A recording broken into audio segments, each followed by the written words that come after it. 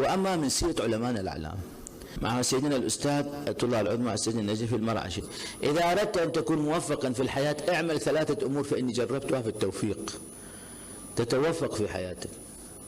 الأمر الأول: كن على طهارة دائما، نور على نور، أي طهارة بعد طهارة. بمجرد أن يحدث المرء: من أحدث ولم يتوضأ فقد جفاني، عن رسول الأعظم، عن الله سبحانه وتعالى، حديث قدسي، وهذا حديث عظيم. والعمل الثاني أنه أي جنازة ترى اتبعها ولو لخطوات، لأنه دعاء الميت يستجاب.